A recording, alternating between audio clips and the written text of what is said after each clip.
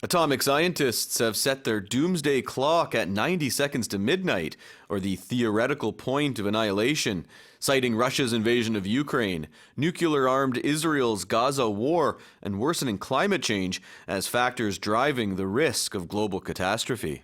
핵 과학자들이 이론적인 인류 멸망 시점을 나타낸 일명 멸망의 날 시계를 자정까지 90초가 남은 것으로 맞췄습니다.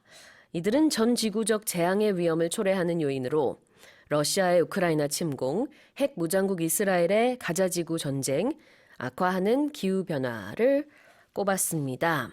Okay, so the Doomsday Clock. The old Doomsday Clock, right. So it's not good, 90 seconds to midnight, but it wasn't changed from last year. They kept it the same. So There's one positive then. Yeah, right.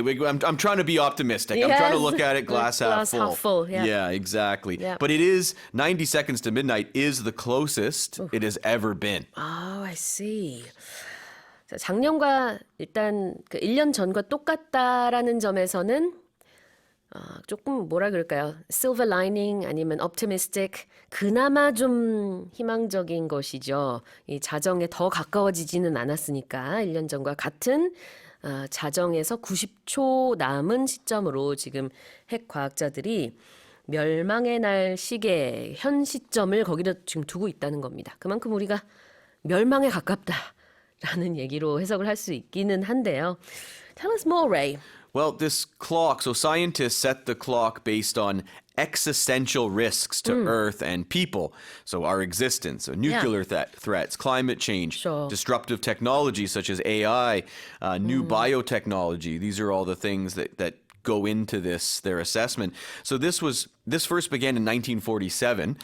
The clock was set at 7 minutes to midnight back then, and it was actually created by J. Robert Oppenheimer, back in 1947. Albert Einstein was involved as well, and other atomic scientists. In 1953, the clock was set 2 minutes to midnight. That was when the U.S. and the Soviet Union both tested thermonuclear weapons. Surprisingly enough, during the Cuban Missile Crisis in 1962, it was 7 minutes to midnight. So they're saying that we are facing bigger risks now than back then. The furthest it was ever set, 17 minutes to midnight. That was in 1991 after the collapse of the Soviet Union and the signing of the Strategic Arms Reduction Treaty. Oh, so it's actually gone back and forth. Yeah, it does. It goes back and forth. Interesting. Yep. 1947년에 처음 만들어진 이 Doomsday Clock. 그때 오펜하이머와 또 아인슈타인도 관련이 있었다라고 하는데요. 그때 당시에는 자정으로부터 7분 전, 7 minutes to midnight.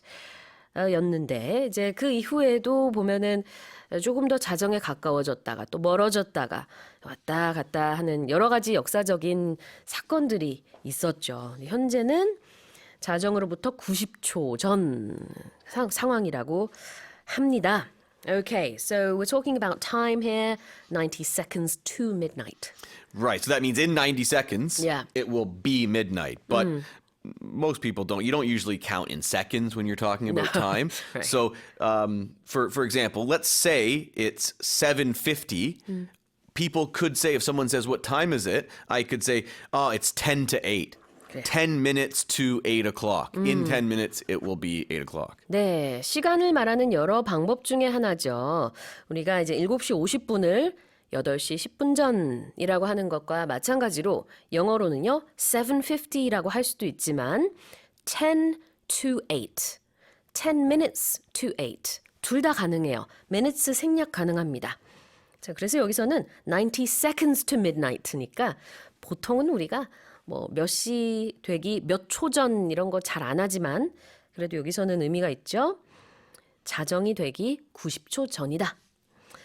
What about annihilation? Ooh, annihilation. Not a good word. Total destruction, obliteration. Yep. Nothing remains after. Oh. And you can also use it as a verb. You can say annihilate. And sometimes people use it like if one team in sports beats the other team by a huge score, they annihilated them. Do you We'll use it say in it that sports way. as Yeah, well? it was a total annihilation. They just destroyed that team. 아, 그렇군요. Or also in elections, they'll say it. Oh, he annihilated his opponent, or that candidate faced annihilation at the polls. 아, They were 그래요. just destroyed. 자, annihilation이라는 것은 전멸이란 뜻이고 동사 형태는 annihilate인데 스포츠나 아니면은 선거 결과에 대해서도 압승이었다 이런 느낌으로 말할 때 영어에서 승자가 패자를 destroy 했다, annihilate 했다 이렇게 말할 수가 있네요. 다시 한번 읽어보겠습니다. Atomic scientists have set their doomsday clock at 90 seconds to midnight, or the theoretical point of annihilation, citing Russia's invasion of Ukraine, nuclear-armed Israel's Gaza war, and worsening climate change as factors driving the risk of global catastrophe. Here's our next headline.